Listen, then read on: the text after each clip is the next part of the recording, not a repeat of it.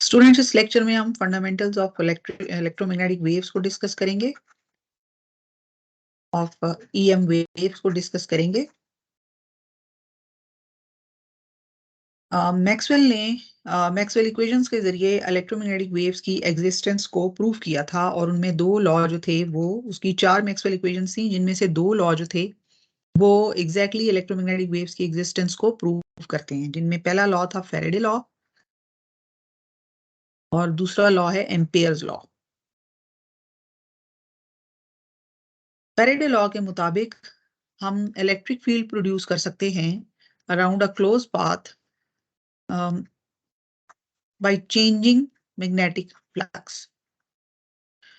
और इसको हम इस तरह से मेंशन कर सकते हैं कि electric field can be produced in space by time varying magnetic, या changing electric field gives rise to time varying magnetic field. Exactly, ठीक है। तो मींस के electric field changing in space, ठीक है। ds is a position dependent variable, ठीक है। और ये टाइम वेरिंग मैग्नेटिक फील्ड को प्रोड्यूस कर रहा है, या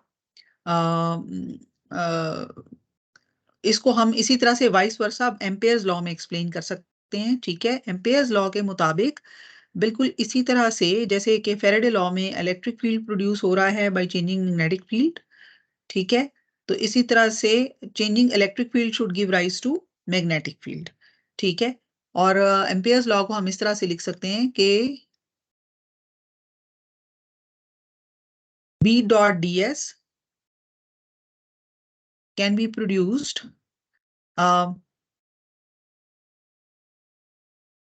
that was Ampere law actually, that the magnetic field around a closed path is mu naught times the current enclosed by the loop or a closed path, whereas n is the number of loops per unit length, ठीक है। तो that was mu naught ni. So if n is equal to 1, then B dot ds would be equal to mu naught times the current enclosed by the loop, by the Amperian loop. तो अब Maxwell ने, ये तो ampere law था, और इसके अंदर ये जो करंट है आई है, ये स्टेडी स्टेट करंट है, यानी डीसी करंट है, कांस्टेंट वैल्यू ऑफ करंट है, कांस्टेंट वैल्यू ऑफ करंट। तो अगर देखा जाए तो मैक्सवेल ने इस चीज को पॉइंट आउट किया कि एम्पेयर लॉ तो सिर्फ स्टेडी स्टेट करंट यानी कांस्टेंट या डीसी करंट को के लिए है। अगर यहाँ पर एसी करंट होता, यानी करंट जो टाइम वेरिंग करंट है, अगर वो होता तो मैक्सवेल जो एम्पेयर लॉ है वो इसके लिए वैलिड नहीं है, क्योंकि यहाँ पर डीसी करंट जो है उसकी उसकी फॉर्म में ये फॉर्मूला एम्पेयर लॉ ने दिया था, एम्पेयर ने दिया था, ठीक है। तो अब मैक्सवेल ने इस पर एक करेक्शन अप्लाई की। उसने कहा कि इसके अंदर चेंजिंग करंट की टर्म भी होनी चाहिए। तो चेंजिंग करंट की टर्म के लिए उसने, और वो ये प्रूव भी करना चाहता था कि यहाँ पर चेंजिंग इलेक्ट्रिक फील्ड जो है उसको मैग्नेटिक फील्ड प्रोड्यूस करना चाहिए। तो उसके लिए उसने गास लॉ का इस्तेमाल किया, और गास लॉ आपको पता है कि उसको हम इस तरह से लिख सकते हैं E dot A equal to, यहाँ पे हम basically Maxwell's correction to the Ampere law उसको डिस्कस कर रहे हैं, ताकि हम इलेक्ट्रोमैग्नेटिक वेव्स की एग्जिस्टेंस को डिस्कस कर सकें, मैथमेटिकल एनालिसिस उसका कर सकें।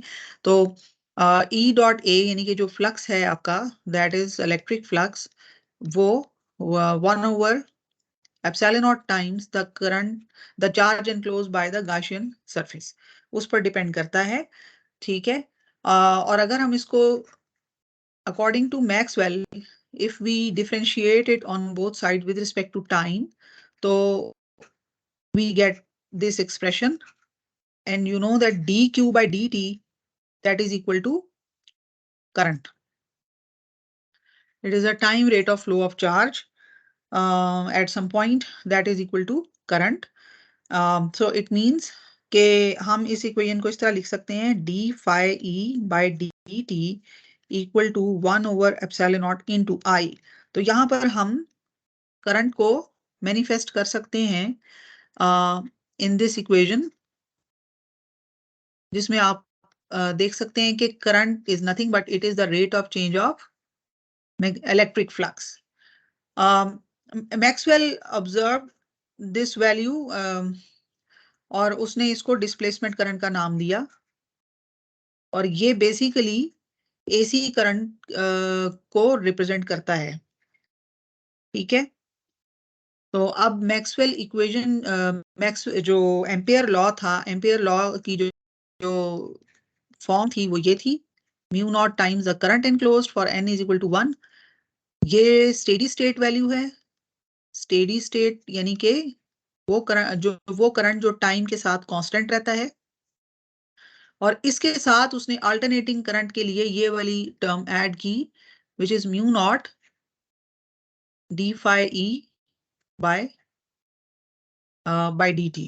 ठीक है, और ये दैट इज यानी बिल्कुल इसी तरह से जैसे ये टर्म है, जैसे ये एक टर्म है म्यू नॉट इनटू करंट, इसी तरह से म्यू नॉट इनटू करंट की ये सेकंड टर्म उसने यहाँ पर ऐड की, और करंट की जगह उसने ये जो इक्वेशन है इसका इस्तेमाल किया।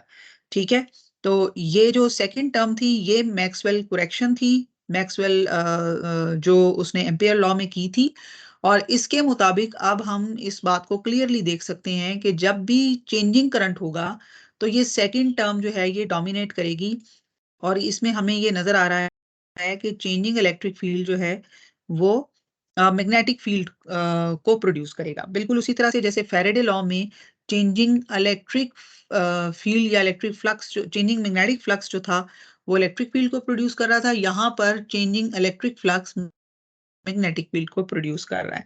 तो अब अगर हम एक ईएम वेव को रियलाइज करें, if we realise an EM wave, तो ईएम वेव जो है वो इस तरह से होती है, यानी उसके अंदर अगर ये हमारी इलेक्ट्रिक फील्ड है, इलेक्ट्रिक फील्ड है, तो इसके बिल्कुल राइट एंगल पर we have varying magnetic field, a varying magnetic field, and in that magnetic field the magnetic field vectors and electric field vectors are at 90 degree to each other। तो ये इस तरीके से इसकी फॉर्म होती है। तो इसके अंदर चेंजिंग इलेक्ट्रिक फील्ड है, इसका मतलब है कि अगर हम ये जो ईएम वेव है इसके अंदर ये दोनों फील्ड्स एक दूसरे को प्रोड्यूस कर रहे हैं। अगर हम मैग्नेटिक फील्ड को तब्दील करें तो इलेक्ट्रिक फील्ड जो है वो प्रोड्यूस होगा, और अगर इलेक्ट्रिक फील्ड को तब्दील करें तो मैग्नेटिक फील्ड प्रोड्यूस होगा। यानी फैराडे लॉ और मैक्सवेल और जो एम्पियर लॉ है वो दोनों ही इसके अंदर ऑपरेट कर रहे हैं, लेकिन एम्पियर लॉ को फॉर ईएम वेव हम ampere law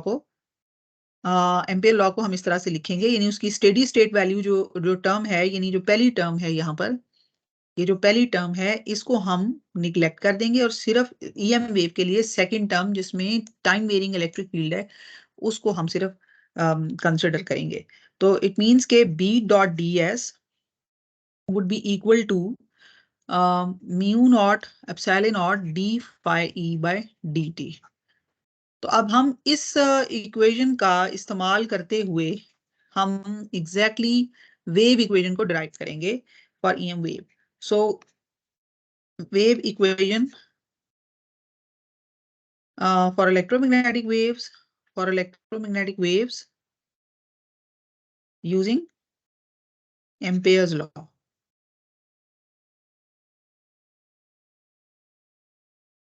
So we want to derive an expression for the wave equation। For this हमें देखना ये है कि अगर किसी जगह पर स्पेस में मैग्नेटिक फील्ड तब्दील हो रहा है, क्योंकि ds is a position related variable, तो उसके नतीजे में एक टाइम वेरिंग इलेक्ट्रिक फील्ड पैदा हो रहा है। ठीक है, तो इस चीज को हम इस तरीके से मैनिफेस्ट कर सकते हैं कि अगर हम एक ईएम वेव को रियलाइज करें जो कि स्पेस में ट्रेवल कर रही है, और उसके अंदर दोनों फील्ड्स हैं, दोनों साइन वेव्स मौजूद हैं, इलेक्ट्रिक और मैग्नेटिक फील्ड, जो आप कह सकते हैं कि जो वेव्स हैं, इलेक्ट्रिक और मैग्नेटिक फील्ड की जो साइन वेव्स हैं वो as an EM wave space में ट्रेवल कर रही हैं, और हम उसको किसी जगह के ऊपर एनालाइज करना चाहते हैं तो उस पर्टिकुलर पोजीशन जो कि हमने स्पेस में सिलेक्ट की है जहां से हम गुजरने वाली ईएम वेव को देख सकते हैं, तो we place a rectangular loop on that portion of the EM wave. हम उसके ऊपर एक रेक्टेंगुलर लूप रख देते हैं और उस लूप में हम फोकस सिर्फ करेंगे, यानी अगर ये हमारा मे बी इलेक्ट्रिक फील्ड है और ये ई की वेव है, उसमें हम बी की वेरिएशन को स्पेस के लिहाज से देखेंगे। तो उसका एक पॉइंट ये है और एक पॉइंट ये है। तो अब अगर हम ये देखते हैं कि इसके अंदर जो इस पॉइंट पर अगर हम बी जो है, इस पॉइंट पर हमारा जो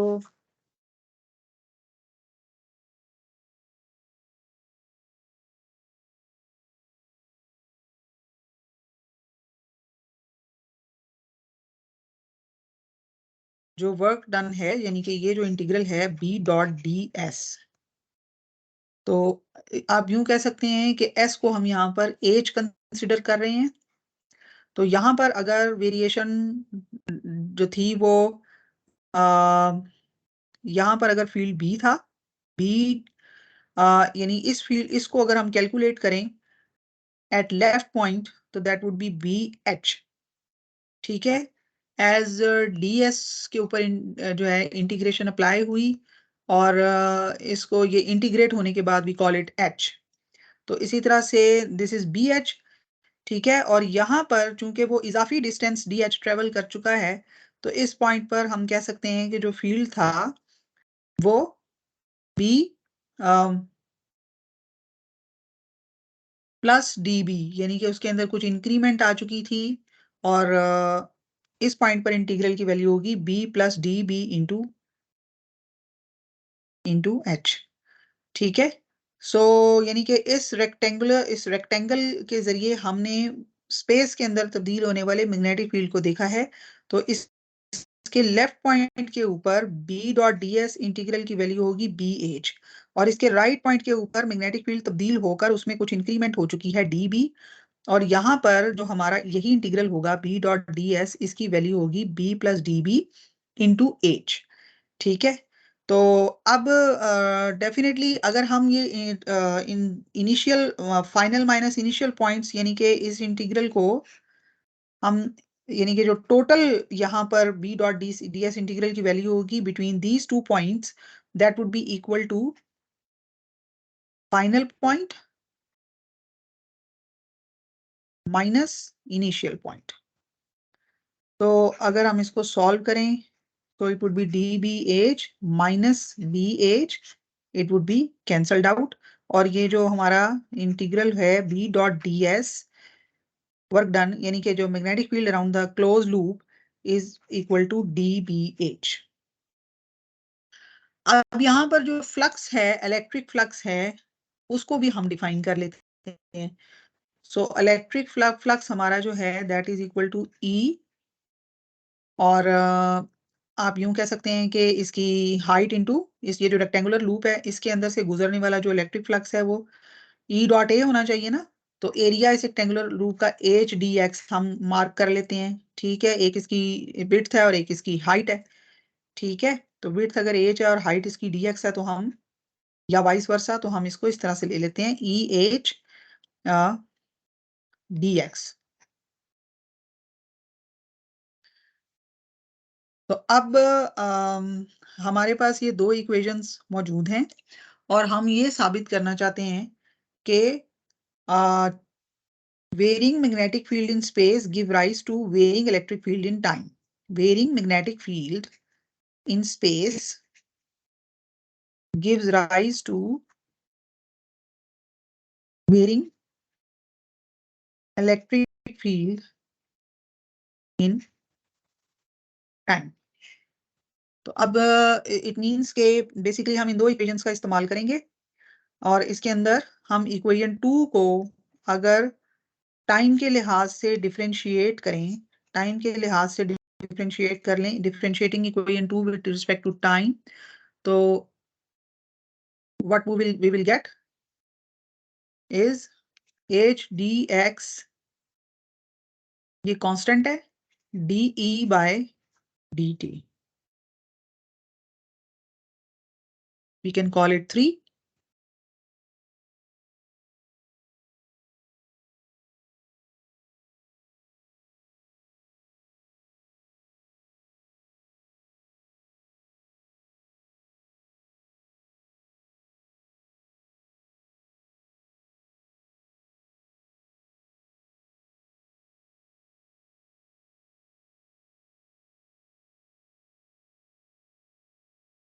अब मैक्सवेल इक्वेशन का अब हमें पता है एम्पेयर लॉ का, वी नो एम्पेयर लॉ।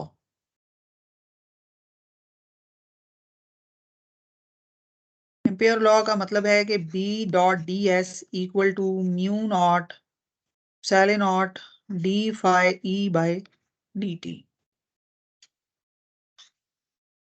तो हम ये करते हैं कि इक्वेशन 3 में हमने इसकी वैल्यू निकाली हुई है D phi E by D T की, उसको हम 4 में पुट कर देते हैं। तो B डॉट डी एस, यानी कि B डॉट डी एस की भी वैल्यू हमने निकाली हुई है, वो हमारे पास इक्वेशन 1 में मौजूद है। ये देखिए डी बी एच, तो इसका मतलब ये हुआ कि डी बी एच जो था वो actually mu naught epsilon naught और D phi E by D T की कीमत हमने यहाँ से वैल्यू फाइंड की है H D X D E by D T. यहाँ पे हमने इसकी वैल्यू पुट कर दी H D X D E by D T.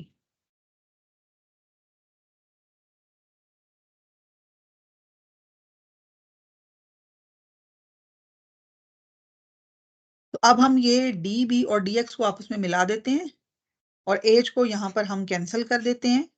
तो ये हो जाएगा D B by D X equal to mu naught epsilon naught D E by D T.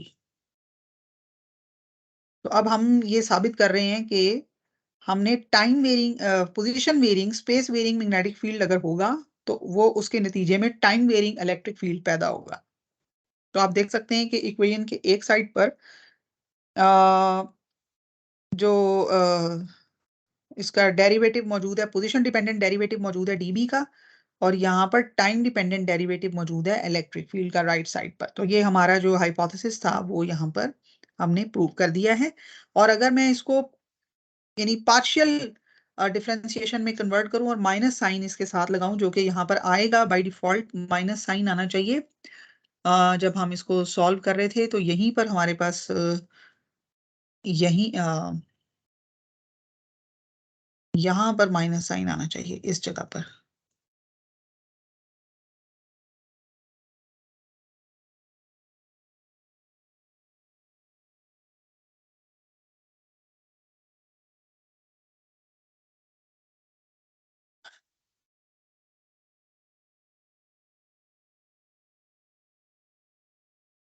और अगर हम इस यहाँ पर माइनस इसको हमारी इक्वेशन में जैसे माइनस अगर नहीं आ रहा तो तब भी we know by default result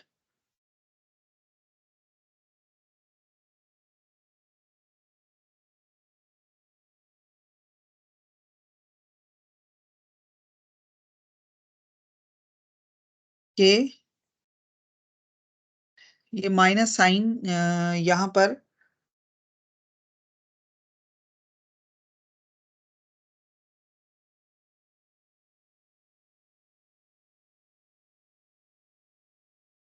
पर अगर माइनस साइन प्रोड्यूस हो रहा है तो इट मीन्स के according to this case study magnetic field और इलेक्ट्रिक फील्ड एक दूसरे को रेसिप्रोकेट कर रहे हैं, यानी एक अगर बढ़ रहा है तो दूसरा कम हो रहा है।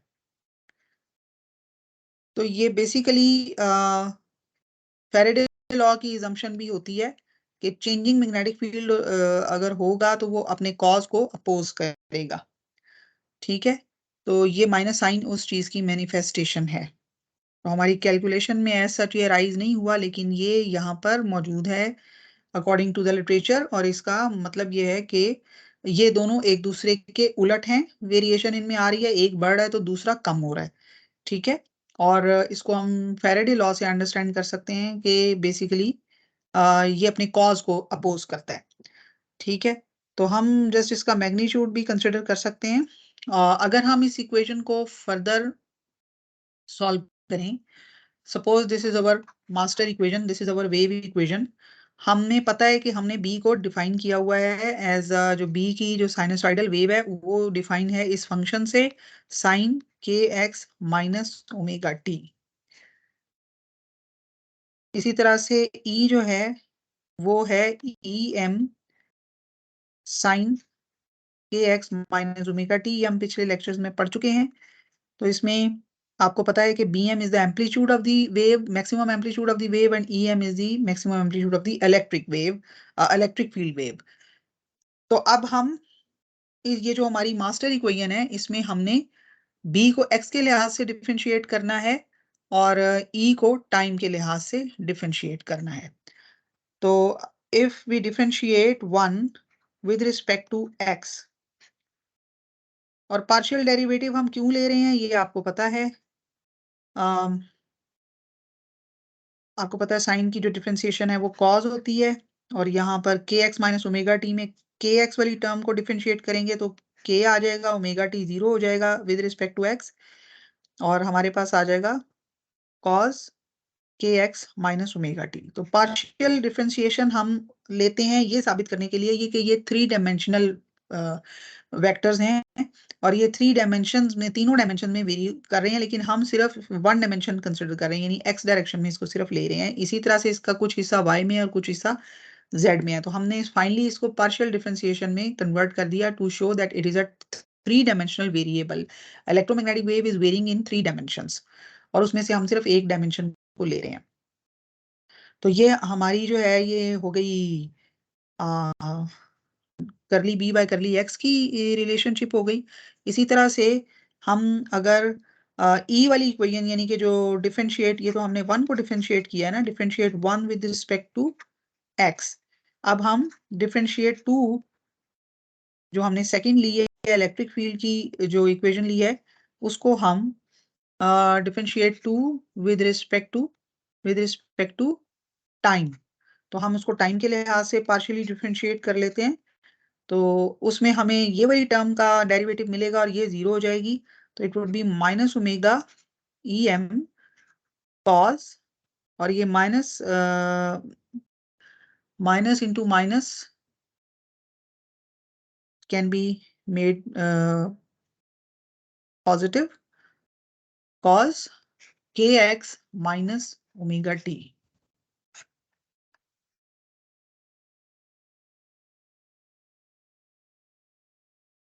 तो अब ये जो 3 और 4 है इनको उठाकर हम वेव इक्वेशन में पुट कर देते हैं। ये हमारी मास्टर इक्वेशन है, ठीक है। इसके अंदर हम मैग्नीट्यूड वाइज इसको अगर पुट कर दें तो ये minus B by curly X equal to epsilon naught mu naught curly E bye करली टी। ये हमारी मास्टर इक्वेशन थी, ये मैंने ऊपर से एज इट इज कॉपी की है। तो ये जो हमारा यहाँ पर एक माइनस है, तो what do we do actually, ये वाली जो 3 है इसको हम लेफ्ट साइड पे पेस्ट कर देते हैं, और जो 4 है उसको हम राइट साइड पे पेस्ट कर देते हैं, ठीक है। तो 3 के मुताबिक we have minus K B M cos K X minus omega T equal to omega E M, और माइनस इंटू माइनस, ये माइनस बेसिकली प्लस हो जाएगा, omega E M cos K X minus omega T. तो ये हमारे पास ये वाली term इसमें कैंसिल हो गई, और what do we get is, अगर हम इसको रीअरेंज करें तो रीअरेंज करने के बाद we get E M over B M, यानी कि हम इनके एम्पलीट्यूड्स की रेशो को लिख रहे हैं। ये आ जाएगा mu epsilon naught mu naught या mu naught epsilon naught into, यानी आप इसको के ओवर ओमेगा कह सकते हैं, के ओवर ओमेगा कह सकते हैं। और इसको फर्दर अगर हम रीअरेंज करें तो हम इस ओमेगा ओवर के इसको यानी नीचे लाके लिख सकते हैं, और ओमेगा ओवर के जो है ये प्रीवियस कैलकुलेशंस के मुताबिक वेलोसिटी ऑफ लाइट के बराबर है, डिस्पर्शन रिलेशन होती है। तो हम इसका मतलब है कि हम यहाँ पर प्रूव कर सकते हैं कि जो रेशो है इलेक्ट्रिक और मैग्नेटिक फील्ड की वो 1/ε0 म्यू नॉट या mu naught epsilon naught into C के बराबर है। तो अब ये जो टर्म है ना 1/म्यू नॉट एप्सिलॉन नॉट सी, चूंकि हम पहले प्रूव कर चुके हुए हैं कि इनकी जो रेशो होती है वो सी के इक्वल है, तो इसका मतलब है कि ये पूरी टर्म सी के इक्वल है। तो अगर सी के इक्वल है तो इट मीन्स के हम सी स्क्वायर इसको लिख सकते हैं 1/ε0। तो यहां से हम साबित कर सकते हैं कि सी की वैल्यू इससे निकाली जा सकती है। ठीक है, तो इस तरीके से ये वेव इक्वेशन है जो कि हमने एम्पियर लॉ को सामने रखते हुए प्रूव की, और इसने वही रिजल्ट हमें दिया जो कि फेरेडे लॉ को जब हमने अप्लाई किया था, जिसके मुताबिक स्पेस में वेरी करने वाला इलेक्ट्रिक फील्ड टाइम में वेरी करने वाले मैग्नेटिक फील्ड को प्रोड्यूस करता है। और हमने इस इक्वेशन में वही रिजल्ट प्रूव किया है, लेकिन हमने इनवर्स अजम्पशन ली कि स्पेस में वेरी करने वाला मैग्नेटिक फील्ड टाइम में वेरी करने वाले इलेक्ट्रिक फील्ड को प्रोड्यूस करता है। तो इस तरीके से ये जो वेव इक्वेशन है ये हमें वेव की प्रोपेगेशन और उसकी डिफरेंट इंफॉर्मेशन हमें देती है। ठीक है, तो अब ये जो वेव है ये एनर्जी और मोमेंटम लेके जा रही है, और इस वेव की डायरेक्शन क्या होगी इसके लिए एक अलहदा से क्वांटिटी डिफाइन की गई है जिसको हम कहते हैं पॉइंटिंग वेक्टर। पॉइंटिंग वेक्टर, तो ये जो वेव होती है इलेक्ट्रोमैग्नेटिक वेव, ये इसके पास एनर्जी भी होती है, मोमेंटम भी होता है। तो ये एनर्जी और मोमेंटम को लेकर जा रही होती है, ट्रैवल जब कर रही होती है। तो ये आपको पता है कि तमाम वेव जो होती हैं वो एनर्जी कैरियर होती हैं और एनर्जी को एक जगह से दूसरी जगह ट्रांसफर करती हैं। बिल्कुल इसी तरह से ईएम वेव भी यही काम करती है। और उसके लिए जो क्वांटिटी डिफाइन की गई है इसकी एनर्जी को कैलकुलेट करने के लिए, और साथ ही साथ ये वेक्टर हमें उसकी प्रोपिगेशन वेक्टर भी बताता है, यानी कि ये वेव स्पेस में किस डायरेक्शन में ट्रैवल कर रही है।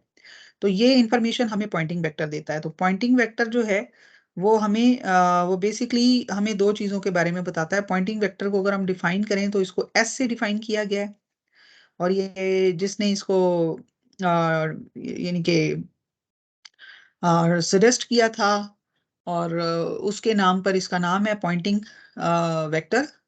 और पॉइंटिंग वेक्टर जो है उसको हम इस तरह से डिफाइन करते हैं कि it is basically the rate of energy transferred per unit area per unit time। यानी कि यूनिट एरिया के अंदर यूनिट टाइम में जितनी एनर्जी ट्रांसफर हुई वो बेसिकली पॉइंटिंग वेक्टर से रिप्रेजेंट की जाती है। ठीक है, पर unit area per unit time.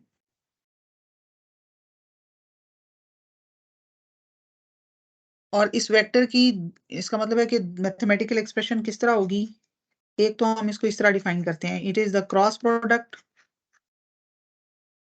एक तो ये है, इसके अलावा ये energy transferred per unit time, energy transferred per unit area per unit time, या E over area into time. और समटाइम्स ई को हम यू भी लिखते हैं। ठीक है, समटाइम्स डेल्टा यू और डेल्टा यू, डेल्टा ई और डेल्टा यानी चेंज इन एनर्जी को भी हम रिप्रेजेंट करते हैं यहाँ पर। तो पॉइंटिंग वेक्टर के ये दो फॉर्मूले हो गए। ठीक है, और हम इसको इसी तरीके से रिवर्स भी लिख सकते हैं, यानी कि एनर्जी पर यूनिट टाइम पर यूनिट एरिया, जैसे भी हम चाहें, लेकिन एक्चुअली ये इसी में मैनिफेस्ट हो जाती है। और इंस्टेंटेनियस वैल्यू हम ले सकते हैं, यानी कि हम किसी भी पॉइंट पर हम इसको मेजर कर सकते हैं। ठीक है, तो इसके दो फॉर्मूले हैं। ठीक है, और इनको अगर हम इसकी एनर्जी की इसका जो ये चूंकि एक वेक्टर है तो वेक्टर के की दो जो होती हैं डिस्क्रिप्शंस होती हैं, एक उसका मैग्नीट्यूड होता है और एक उसकी डायरेक्शन होती है। तो पॉइंटिंग वेक्टर का जो मैग्नीट्यूड है मैग्नीट्यूड ऑफ एस, यानी कि जो S gives the energy, this is the magnitude, ठीक है। और पॉइंटिंग वेक्टर की जो डायरेक्शन है, डायरेक्शन ऑफ एस जो है वो डायरेक्शन ऑफ वेव के ट्रैवल, यानी कि wave propagation, direction of propagation of the wave, यानी जिस डायरेक्शन में ये होगा उसी डायरेक्शन में ये वेक्टर जब होगा उसी डायरेक्शन में वेव जा रही होगी, propagation of the wave, EM wave, ठीक है। ये स्पेशली ईएम वेव के लिए डिफाइन किया गया और किसी वेव के लिए नहीं, ईएम वेव के लिए, ठीक है। तो अब अगर मैं इसका मैग्नीट्यूड लूं, ये एक वेक्टर है ना, तो आपको पता है कि ए क्रॉस बी अगर हमारे पास क्रॉस प्रोडक्ट हो तो उसका मैग्नीट्यूड ए इंटू बी होता है ना, A into B sine of theta होता है, ठीक है। और अगर साइन ऑफ थीटा जो है ये 1 हो, यानी कि एंगल 90 हो, जैसा कि ईएम वेव में इन दोनों वेक्टर्स के दरमियान एंगल 90 है, तो फिर इनका मैग्नीट्यूड सिंपली ए बी होता है। तो बिल्कुल इसी तरह से पॉइंटिंग वेक्टर का अगर मैग्नीट्यूड हमने लेना हो तो वो ये होगा, ठीक है। तो ये भी हमें क्या बता रहा है, ये हमें बता रहा है एनर्जी, क्योंकि ये उसका मैग्नीट्यूड है। और इसकी जो डायरेक्शन होगी ई क्रॉस बी, के नतीजे में अगर ई एक्स है बी वाई है तो पॉइंटिंग वेक्टर जेड डायरेक्शन में होगा। इसी तरह से ई अगर वाई है और बी जो है वो एक्स जेड है तो पॉइंटिंग वेक्टर एक्स डायरेक्शन में होगा। यानी अपनी तीसरी जो म्यूचुअल डायरेक्शन है, हमेशा पॉइंटिंग वेक्टर अपने दोनों के म्यूचुअली परपेंडिकुलर होगा, ई और बी के परपेंडिकुलर होगा हमेशा, ठीक है। तो इट मींस कि अगर हमने इसका मैग्नीट्यूड कैलकुलेट करना है और हमारे पास इलेक्ट्रिक और मैग्नेटिक फील्ड्स की वैल्यूज हैं तो हम इस फार्मूले से कर सकते हैं।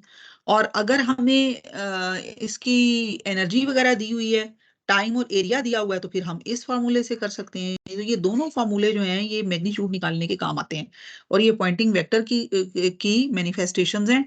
तो हमें देखना होता है कि हमें जो है वो इंफॉर्मेशन किस फॉर्म में दी हुई है, ठीक है। उस अकॉर्डिंगली हम इन फॉर्मूलाए को अप्लाई करके बेसिकली एनर्जी निकाल लेते हैं जो कि ईएम वेव लेके जा रही होती है, ठीक है। और इनकी जो डायरेक्शन होगी वो कैसे हमें पता चलेगी, वो ई और बी के म्यूचुअली परपेंडिकुलर होगी। हमें ई और बी की डायरेक्शन पता होनी चाहिए और तो तीसरी म्यूचुअल परपेंडिकुलर डायरेक्शन होगी वो पॉइंटिंग वेक्टर की होगी, ठीक है। अब ये जो पॉइंटिंग वेक्टर है इसी की मदद से हम आगे दो तीन चीजें डिफाइन करते हैं। मिसाल के तौर पे हम ये जानना चाहते हैं कि ये वेव की इंटेंसिटी क्या है। ये बड़ी इंपॉर्टेंट इंफॉर्मेशन होती है कि ईएम वेव की इंटेंसिटी जो है वो क्या है। तो ईएम वेव की जो इंटेंसिटी है वो इस पॉइंटिंग वेक्टर की एवरेज वैल्यू है। यानी कि इंटेंसिटी के भी दो फॉर्मूले हैं, आपको पता है। इंटेंसिटी होता है पावर पर unit area, power transferred per unit area, इसको हम कहते हैं इंटेंसिटी। ये जनरल फॉर्मूला है फिजिक्स में, ठीक है। और ये एस एवरेज है, यानी कि पॉइंटिंग वेक्टर की ये एवरेज वैल्यू है। यानी अगर हम पॉइंटिंग वेक्टर के फार्मूले की एवरेज वैल्यू निकाल लें, दैट इज म्यू नॉट, अगर हम किसी तरीके से इसकी एवरेज वैल्यू निकाल लें इस फार्मूले की, तो इट मींस के हम एक्चुअली इंटेंसिटी फाइंड कर रहे हैं, ठीक है। तो पॉइंटिंग वेक्टर की जो इंटेंसिटी है वो सिंपली क्या है, सॉरी ईएम वेव की जो इंटेंसिटी है वो सिंपली क्या है, वो पॉइंटिंग वेक्टर की एवरेज वैल्यू है। और इंटेंसिटी का जो बाई डेफिनेशन फार्मूला होता है वो पावर ओवर एरिया। इसका मतलब है कि ये सारे फार्मूले आपस में बराबर हैं, हम जैसे चाहें इसको फाइंड कर सकते हैं। अब एक चीज यहाँ पे हमने देखनी है और वो ये है कि अमूमन हम ईएम वेव के इलेक्ट्रिक फील्ड वेव में इंटरेस्टेड होते हैं। हम दोनों वेव्स की इंफॉर्मेशन नहीं रखते, हम सिर्फ इलेक्ट्रिक फील्ड की इंफॉर्मेशन अगर रखें तो तब भी हम सिर्फ ये सारे फार्मूले फाइंड कर सकते हैं। किस तरीके से, आपको पता है कि अभी हमने फाइंड किया कि ई और बी जो है वो सी के बराबर है, तो यहां से हम बी को ई इंटू सी लिख सकते हैं। तो अगर सपोज ये मेरे पास हो इक्वेशन और मैं इंटेंसिटी फाइंड करना चाहती हूँ ईएम वेव की, तो उसमें मुझे सिर्फ इलेक्ट्रिक फील्ड की इंफॉर्मेशन चाहिए, मुझे दूसरी की इंफॉर्मेशन लेने की जरूरत नहीं है। और इलेक्ट्रिक फील्ड की फॉर्म में इसको इसलिए भी लिखा जाता है कि जब ये खास तौर पे एंटीना के थ्रू ट्रांसफर की जा रही होती है, ट्रांसमिट की जा रही होती है, तो उस वक्त हम जिस चीज को वेरी कर रहे होते हैं खुद से इलेक्ट्रिकली, वो इलेक्ट्रिक फील्ड होता है, और मैग्नेटिक फील्ड जो है वो उसके साथ साथ प्रोड्यूस हो रहा होता है। इसलिए आमतौर पर हम इलेक्ट्रिक फील्ड वैल्यूज को पर रिलाई करते हैं, क्योंकि ये हमारे कंट्रोल में होती हैं, और हम इलेक्ट्रिक फील्ड की टर्म में इन फॉर्मूलों को लिख लेते हैं और बी वहां से एलिमिनेट कर देते हैं। तो बिल्कुल इस इक्वेशन का इस्तेमाल करना है, और इसमें हमने बी को एलिमिनेट कर दिया, और इसको सिंपली, यानी अब हमें सिर्फ एक वेव की इंफॉर्मेशन होनी चाहिए, बी की जरूरत नहीं है। डाटा में अगर सिर्फ इलेक्ट्रिक फील्ड गिवन है तो हम फाइंड कर सकते हैं। ठीक है, तो एवरेज वैल्यू हम किस तरह निकालेंगे, म्यू नॉट, और यहाँ पर जो बी बी बल्कि हम फाइंड करेंगे,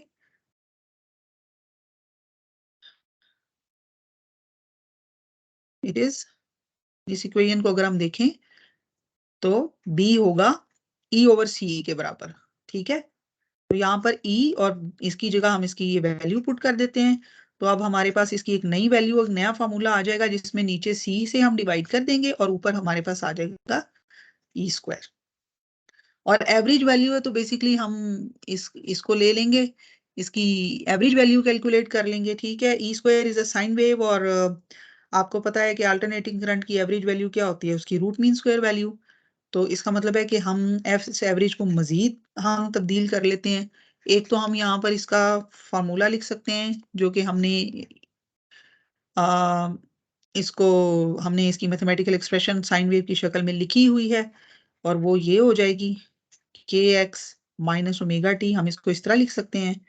इसके अलावा आपको पता है कि एवरेज वैल्यू है ना, ई स्क्वायर किसी तरह पॉइंट करती है चेंजिंग इलेक्ट्रिक फील्ड की एवरेज वैल्यू की तरफ, और अल्टरनेटिंग करंट और अल्टरनेटिंग वैल्यूज हो तो हम एवरेज वैल्यू को आरएमएस वैल्यू कहते हैं। तो ई आरएमएस जो है वो आपको पता है कि वो ई एम यानी maximum value divided by under root 2 होती है। तो इसका मतलब है कि अगर हमने पॉइंटिंग वेक्टर की एवरेज वैल्यू फाइंड करनी है, जो कि ईएम वेव की इंटेंसिटी के बराबर है, तो हम इस तरह लिख सकते हैं म्यू नॉट सी, और यहाँ पे हम simply E R M S, हम यानी कि ई स्क्वायर की वैल्यू को उसकी आर एम एस वैल्यू से रिप्लेस कर देंगे। ठीक है, उसकी आर एम एस वैल्यू से रिप्लेस कर देंगे, और इसी तरह इसको यहाँ पे स्क्वायर की फॉर्म में लिख लेंगे। तो हम इसको फर्दर ऐसे लिख सकते हैं, म्यू नॉट सी, अगर हमें आर एम एस वैल्यू दी हो तो हम बेसिकली इस तरह फाइंड करेंगे। तो ये है intensity of the EM wave. Intensity of the EM wave क्या है, फॉर्मूले के मुताबिक हम उसको इलेक्ट्रिक फील्ड की शक्ल में इस तरह लिख सकते हैं, और ये पॉइंटिंग वेक्टर की एवरेज वैल्यू है। ठीक है, तो पॉइंटिंग वेक्टर के मैग्नीट्यूड की एवरेज वैल्यू निकाल लेंगे तो हमें क्या पता चल जाएगा कि ईएम वेव कितनी की इंटेंसिटी क्या है। ठीक है, अच्छा, अब ये डेफिनेटली एनर्जी कैरियर होती है।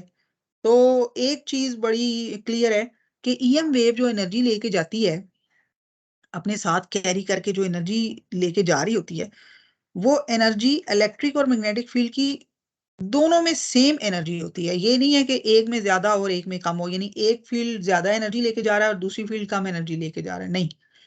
ये ईएम वेव की जो एनर्जी है, अगर मैं इलेक्ट्रिक फील्ड की सिर्फ वेव कंसिडर कर लूं तो भी मेरी ईएम वेव की एनर्जी निकल निकल आएगी, अगर मैं सिर्फ मैग्नेटिक फील्ड को कंसिडर कर लूं तो भी मुझे पता चल जाएगा कि ईएम वेव की एनर्जी क्या है। यानी ये दोनों जो हैं, ये इनमें से कोई भी एक वेव अगर मैं कंसिडर कर लूं तो मुझे ईएम वेव की एनर्जी पता चल जाएगी, और इनमें से हर चीज ऐसा नहीं होता कि एक फील्ड की एनर्जी ज्यादा हो दूसरी की कम हो, नहीं, वो सेम होती है। ठीक है, जो कि ईएम वेव की एनर्जी होती है। इस चीज को हम किस तरह से प्रूव कर सकते हैं, अम, जो एनर्जी होती है ना इलेक्ट्रिक फील्ड के अंदर स्टोर, उसका फॉर्मूला ये है।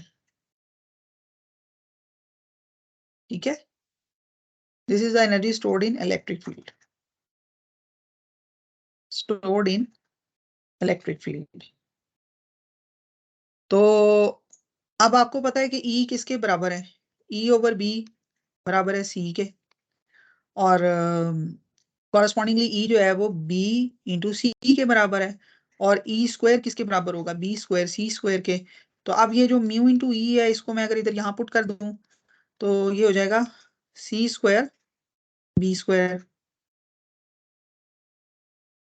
ठीक है, और C अभी हमने पीछे फाइंड किया, C जो होता है वो बराबर होता है 1 over epsilon naught mu naught under root. ठीक है, तो इस इक्वेशन के अंदर मैं अगर इसको पुट कर दूं तो that would be 1/2 mu naught 1/μ0 epsilon naught. ठीक है, क्योंकि यहाँ सी स्क्वायर था तो ये अंडर रूट यहाँ से रिमूव हो गया और हमने इसको इस तरीके से पुट कर दिया। तो अगर आप गौर करें तो ये किसके बराबर निकल आई है? हमने मैग्नेटिक फील्ड के अंदर स्टोर एनर्जी का फार्मूला डिराइव किया हुआ है। ठीक है, और वो ये होता है μ0 b²।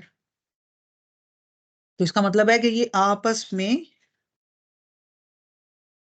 यानी कि लेफ्ट साइड पे हम basically energy stored in magnetic field calculate कर रहे थे, लेकिन हमने जो फाइनल एक्सप्रेशन फाइंड की वो energy stored in magnetic field के बराबर निकल आई।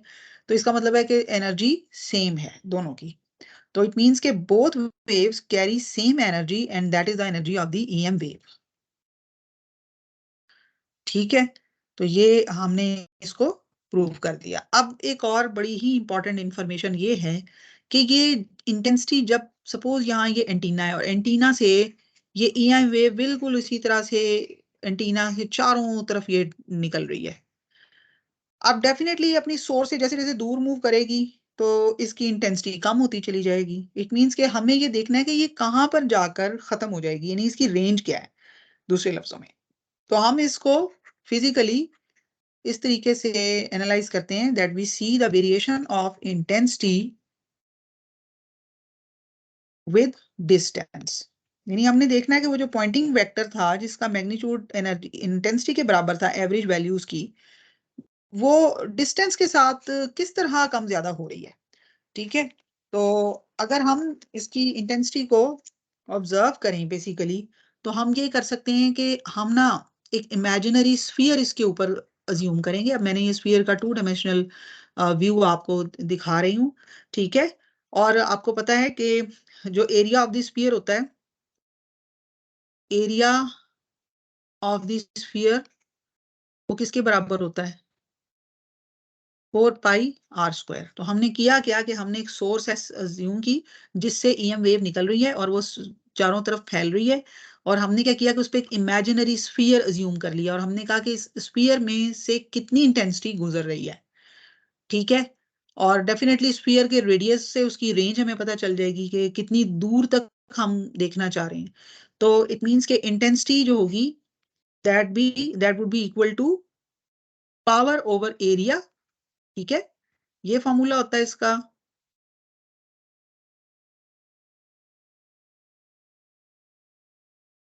ठीक है, यहाँ भी पीछे हमने इसको डिफाइन किया था।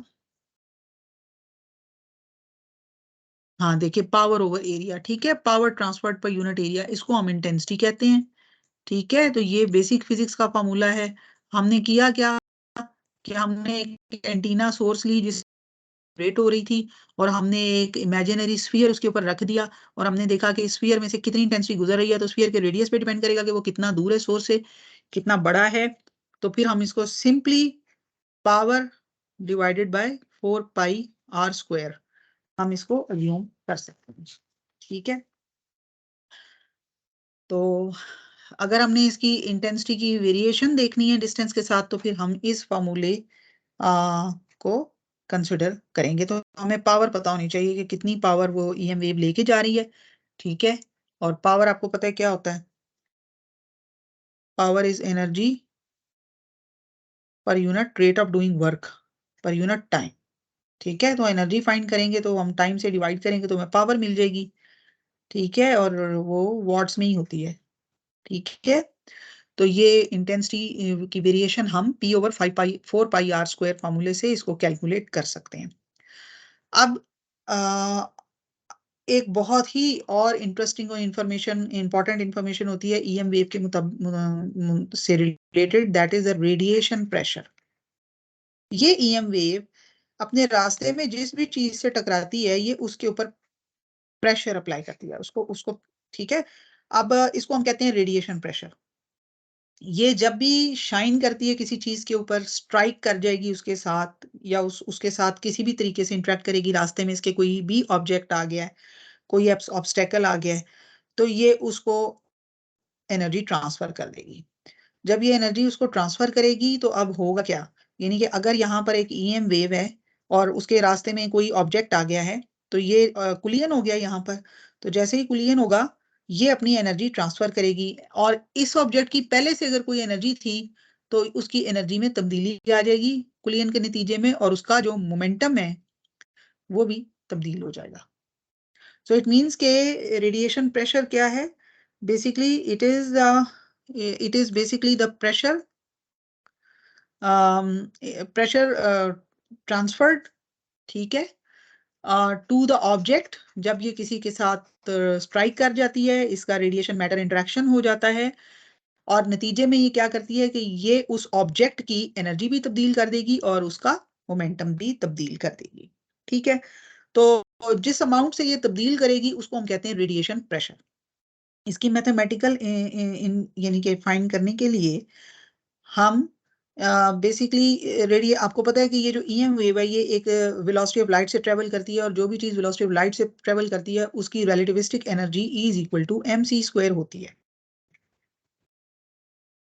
और अगर मैं इसको इस तरीके से लिख दूं mc, तो ये जो प्रोडक्ट है ये मेरा मोमेंटम के बराबर है, तो I can write it equal to p।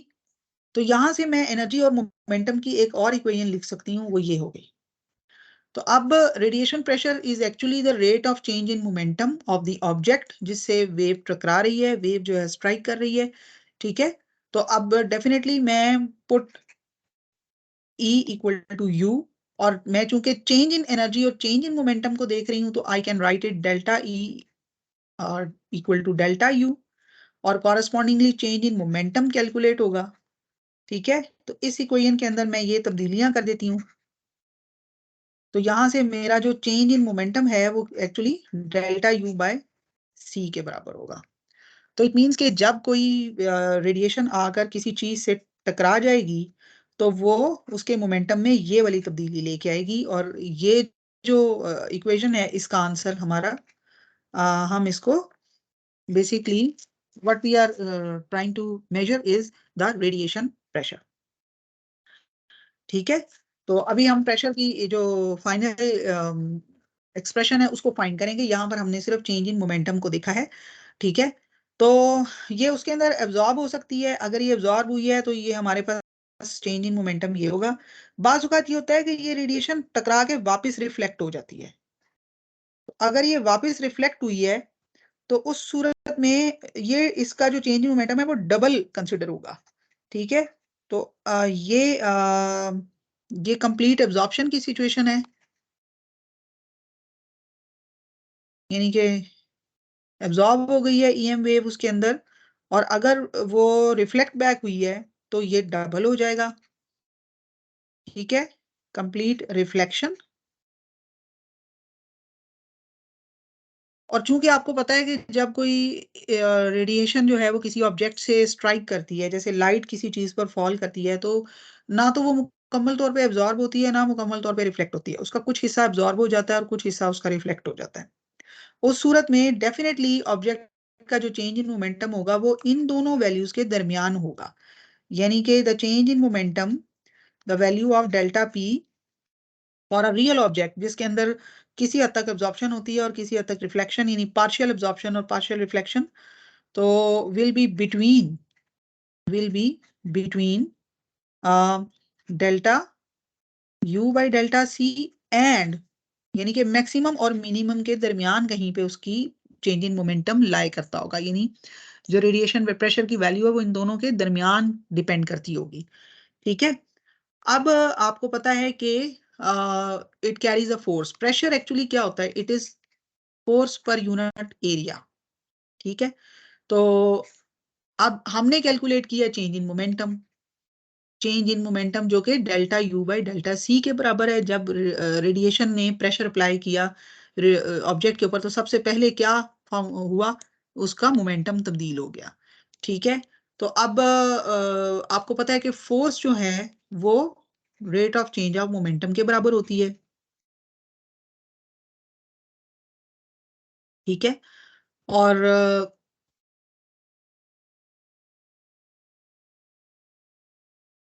तो यहाँ पर क्या हो जाएगा? मैं डेल्टा पी की वैल्यू अगर डाल दूं तो डेल्टा पी की वैल्यू इस केस में है डेल्टा यू ओवर सी इंटू डेल्टा टी।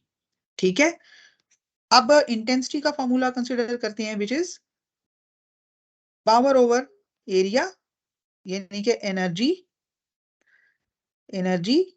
यानी कि you over time over area. ठीक है, और यहाँ पे हम इसको डेल्टा यू लिख लेते हैं क्योंकि हम चेंज इन एनर्जी मैनिफेस्ट कर रहे हैं। तो इट वुड बी यानी कि intensity would be equal to delta u over area और delta t, time interval delta t में ये इंटेंसिटी जो थी इसने स्ट्राइक किया। ठीक है, तो यहां से हम डेल्टा यू की वैल्यू ला सकते हैं, which is equal to intensity into A into delta t. ठीक है, तो ये अगर हमारी इक्वेशन 1 है तो ये हमारी इक्वेशन 2 हो गई। तो इक्वेशन 2 को उठाकर हमने इक्वेशन 1 में पुट कर देते हैं, इक्वेशन 2 को उठाकर हम इक्वेशन 1 में पुट कर देते हैं। तो that would be I A delta t over c delta t. तो ये कैंसिल हो गया। तो यहाँ पर आप देख सकते हैं, और ये हम इसको एफ ओवर ए लिख लेते हैं, ये ए को हम दूसरी साइड पर ले जाते हैं, तो that would be equal to I over c. और ये है रेडिएशन प्रेशर, क्योंकि pressure is actually force per unit area. So अब हम रेडिएशन प्रेशर को डिफाइन करने में कामयाब हो गए हैं, and that is P is equal to I over c. तो अगर कंप्लीट एब्जॉर्प्शन हुई है तो फिर जो रेडिएशन प्रेशर होगा, यानी कि अब्जॉर्ब हो गई है अगर एब्जॉर्प्शन, तो उस केस में रेडिएशन प्रेशर ये होगा। और अगर रिफ्लेक्ट हो गई है ईएम वेव, तो उस सूरत में ये डबल होगा, रेडिएशन प्रेशर डबल काउंट किया जाता है। ठीक है, सो इसको हम कह सकते हैं कंप्लीट रिफ्लेक्शन। तो हमने इस लेक्चर में इलेक्ट्रोमैग्नेटिक वेव की वेव इक्वेशन को पढ़ा, जिसको हमने एम्पेयर लॉ से डिराइव किया। उसके बाद हमने